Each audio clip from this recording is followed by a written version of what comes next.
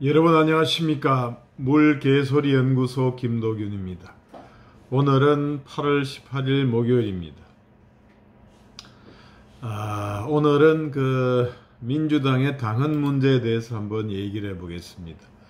어제까지만 해도 민주당에서 이제 비상대책위원회에서 당헌 80조를 이제 기소시 당직 직무정지를 1심 하급심 판결 선고 시에 정지하는 것으로 이렇게 바꿀 듯 하더니만 이제 그 사이에 보도가 나왔죠. 기소시 당직 정지 당헌은 유지를 한다, 이렇게 바꿨습니다. 그래서 외형상으로 보면은 이제 무슨 뭐 타이틀도 보더라도 민주 기소시 당직 정지 당헌은 유지한다, 이재명 방탄 논란 차단한다, 이렇게 타이틀을 뽑은 그런 신문사도 있습니다. 그래서 마치 외형상 기소시의 당직 정지 당헌은 그대로 유지가 되고 이재명 방탄은 이제 포기했다, 이렇게 생각하는 그런 사람들도 있을지 모르지만 이제 모두 다 알려졌죠. 이 현행 80조 지금 당헌 80조 3항에 정치 탄압 등 부당한 이유가 있다고 인정되는 경우에는 중앙당 윤리심판원의 의결을 거쳐서 징계 처분을 취소 또는 정지할 수 있다, 이렇게 규정이 되어 있습니다. 결국에는 그 80조 1항에 따라서 당직자의 직무를 정지하는 처분을 하는데 그것을 이제 윤리심판원의 의결을 거쳐서 취소하거나 정지할 수 있다, 이렇게 지금 되어 있는 것이거든요. 그래서 이 조항을 윤리심판원에서 당무위원회로 변경을 했다, 이것입니다. 즉 80조 1항은 종전에 기소시에 당무를 정지하는 것을 그 조항은 그대로 두고 80조 3항에 윤리심판원이 아니라 당무위원회의 의결로 이제 징계 처분을 취소 또는 정지할 수 있어 가지고 당무위원회에서 하기에 따라서는 기소되더라도 심하게 말하면 확정 판결 대법원 확정 판결 시까지 이렇게 징계 처분을 정지할 수 있도록 이렇게 규정을 만들어 놨습니다. 그렇게 이제 고친다고 합니다. 참 이러한 절충안에 대해서 당 내부에서는 뭐 참 잘됐다, 이렇게 묘수풀이다, 뭐 그런 식으로 평가가 나오고 있습니다.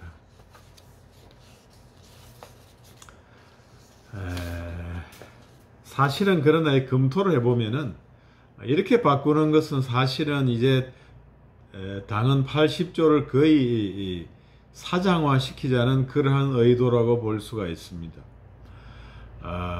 물론 대법원 확정 판결, 대법원 판결이 나게 되면은 이제 집행유예라든가 이런 것이 나게 되면 아예 할 수가 없겠죠. 출마 같은 게 불가능하잖아요. 그렇기 때문에 별 문제가 없겠습니다만 대법원 1심에서 기소되어 가지고 대법원 판결 나는 게 3, 4년, 4, 5년 가는 것도 수두룩하지 않습니까? 이 조국 재판만 해도 아직 1심이 진행 중이지 않습니까? 거기에다가 항소심, 대법원에 또 올라가면 하염없이 기간에 어떤 정함이 없이 그냥 하염없이 이제 원하기만 하면 시간을 끌 수가 있다, 이렇게 되는 거죠. 그렇다면 이제 이런 식으로 당헌을 개정하면 기소가 되더라도 그냥 당무위원회에서 의결만 하면은 이제 대법원 끝, 대법원 확정 판결 날 때까지 몇 년이고 5년이고 4년이고 당무를 계속할 수 있다, 이런 결론에 도달하는 것입니다. 그리고 이 당무위원회라는 것은 종전의 윤리위원회, 윤리심판은 이것의 의결과는 달리 당무위원회는 당대표가 위원장이라고 하는데, 이 윤리심판원은 그래도 독자적인 심판 이렇게 판단 기관이다. 그래가지고 이 객관성이 어느 정도는 있는 것인데, 이 윤리 당무위원회로 바꿈으로써 자기 스스로가 당대표 스스로가 이제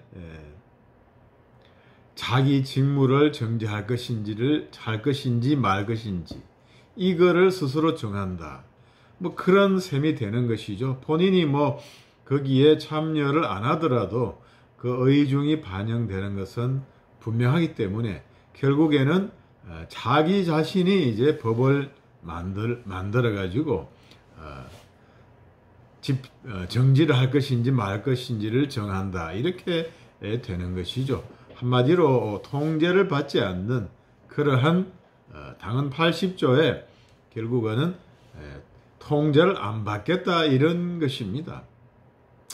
그렇게 되면 애초에 당헌 80조의 기소 시에 직무를 정지한다, 이런 규정이 있지만 사망을 바꿈으로써 실질적으로 이 조항은 그냥 없는 것이나 사장화, 사무나 비슷하게 그냥 당대표 실권자 마음대로 정지 여부를 결정할 수 있게 되는 셈이라서 참 눈 가리고 아웅한다, 이런 그런 결과가 된다는 것이죠. 이러한 내용에 대해서 이제 처음에 언론 보도에서는 잘 부각이 안 됐다가 그 뒤에 이제 80조 3항의 조항을 바꿈으로써 예전보다 더 완화를 했다, 거의 사무나 사장화된다, 이런 식으로 이제 판단이 나오는 것 같습니다. 여기에 이제 강성 민주당원들은 아예 80조를 삭제하라, 이렇게 지금 들끓고 있다고 지금 신문 타이틀도 나오고 있는데, 그런 점에서는 사실은 뭐 실질적으로 뭐 삭제된 거나 비슷한 결과입니다. 다만 이제 남는 것은 양심의 문제가 되겠죠. 이제 이렇게 여러 가지로 뭐 기소도 많이 되고 여러 사건을 하다 보면 1심에서 뭐 실형 선고 나올 수도 있고 집행유예 나올 수도 있고 이렇게 되는데, 그런 경우에 당무를 집행을 정지를 안 하면 참 여러 가지 모양이 우습고 지지도도 떨어지고 이런 문제가 생기죠. 다만 그래도 안 할 수는 있기 때문에 이런 규정을 두면 양심이 시끄럽다, 이렇게 볼 수는 있겠습니다. 그래서 아예 원천적으로 당헌 80조를 전부 삭제해라, 이러한 청원이 이제 들끓고 있다, 이렇게 되는데 참 우스운 꼴이다, 이렇게 얘기하지 않을 수가 없습니다. 이런 어떤 위인설관이라든가 위인설법, 눈 가리고 아웅하는 것은 결론적으로 지지세, 지지율 제고에 별 도움이 되지 못합니다. 우리가 눈 가리고 아웅하는 것은 지난번에 그 민영배 의원의 검수완박 당시에 탈당 문제가 있었죠. 그 당시에 위장 탈당이라고 하니까 위장 탈당이 아니다라고 또 이렇게 항변을 했지 않습니까? 위장 탈당이 아니라 진짜 탈당이라는 거죠. 그런 얘기인데, 실제로는 이제 복당 신청은 뭐 했는지 안 했는지 모르지만 복당 의사는 이제 밝혔던 것이고, 결국에는 다시 들어올 생각으로 잠시 나가서 민주당원 행세를 안 하면 그게 바로 위장 탈당, 국민이 생각하는 위장 가짜로 실제로는 민주당의 의사결정에 도와주면서 형식상으로는 아닌 것처럼 하기 때문에, 그리고 그것이 다음에 복당을 할 전제로 하는 것이기 때문에 그것이 위장이라는 것이죠. 누가 형식적으로 뭐 탈당을 안 했다고 누가 주장하는 사람이야 있겠습니까? 그래서 이런 식으로 이런 눈 가리고 아웅하는 것들은 오래 못 가서 뽀록이 나는 것이고, 뽀록이 나면은 결국에는 지지율에 별로 도움이 안 된다. 지금 국힘당이 지금 뭐 대통령 지지율이 이렇게 지지율이 좀 떨어져 가지고 20% 떨어져서 이제 고전하는데도 뚜렷한 지지율 반등을 못하는 것은 여러 가지 어떤 이러한 문제가 있는 거죠. 아무튼 민주당으로서는 참 불가피한 선택이 아니냐. 지금 뭐 사실 윤 대통령이나 여당이랑 싸워서 필적할 만한 흥행몰이를 할 수 있는 사람이 대선 후보였던 이재명 의원밖에 더 없고, 지금도 나설 사람도 뚜렷한 나설 사람도 없고, 이낙연 또 전 대표는 미국에 가 있는 것이고, 그분도 지금 상황에서 뭐 들어와서 당장 할 필요는 없는 거죠. 조용히 있는 것이 일단 원래는 차기 대선으로 가는 대선 후보가 되는 하나의 정통 코스인데, 이 의원으로서는 방탄이 필요하다. 여러 가지로. 그래서 불가피하게 계속 뛸 수밖에 없다. 이렇게 되는 것이고, 또 그의 여파로 이제 사법적인 그런 어떤 위험, 그런 것들은 함께 당과 함께 떠날 수밖에 없다. 이런 것입니다. 자, 그건 그렇고, 오늘 이제 이원석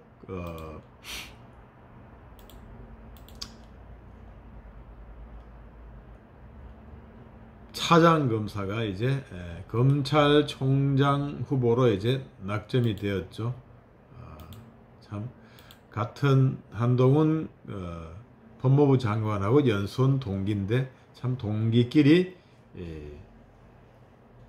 법무부 장관, 검찰총장 하는 것은 드물다고 하지 않습니까? 그런 의미에서 또 이렇게 윤 대통령의 측근 인사고, 이렇게 뭐 그동안에 발을 맞춰왔다. 이래서 또 인사 문제에 윤 대통령이 조금 말이 많으니까, 그것이 뭐 종전 문재인 대통령에 비해서 이것이 인사 문제가 더 심하다, 많다, 문제가 더 크다, 이렇게 말할 수는 당연히 없겠죠. 없겠지만 이제 공정을 내세워 가지고 그것을 법대로 한다는 것으로 내세워서 이제 국민의 신뢰를 얻다 보니, 아무래도 탄핵 사태에서, 탄핵의 소용돌이에서 이런 문제가 크게 논의도 안 되고 하던 그때와는 달리 시끄러운 상황에서 다시 이제 측근, 가까운 사람을 임명할 수 있겠느냐, 이렇게 또 생각을 했는데, 또 여러 가지 또 전라도 출신이고 보성 여러 가지 또 한 장관하고는 또 연수원 동기, 같은 반 동기고, 뭐 차장으로서 이제 3개월 가까이 이제 또 실질적으로 능력을 발휘했고, 박근혜 대통령 수사도 직접 담당했고, 이러저러한 어떤 인연으로 해서 이제 검찰총장으로 이제 되기 일보 직전입니다. 아무튼 잘 뭐 금수완박이라든가 이런 과제가 남아 있던 것이죠. 잘 해결해 가지고 아무튼 이 나라의 사법 질서를 바로 잡아야 되겠다. 우리가 지금 저도 뭐 형사 피의 사건 변호도 하고 고소 사건도 하고 있지만, 피의 사건에 뭐 수사 보완한다면서 벌써 뭐 1년 반씩 이렇게 있는 게 있습니다. 예전 같았으면 언제 끝나는 것을 아직도 문의해 보면은 수사 중이다, 이렇게 하고 있습니다. 뭐 일손이 딸리고 밀려가지고 경찰에서도 대책이 없는 것이죠. 구속사건이나 빨리 처리하고, 안 그런 것은 1년씩 이렇게 밀리는 것이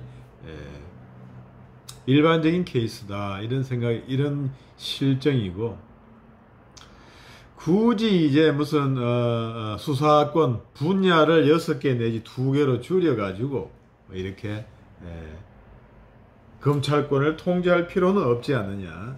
뭐 분야가 많아서 검찰이 그동안 문제가 많은 것이 아니다. 이것은 종전 영상에서 많이 말씀드렸던 것입니다.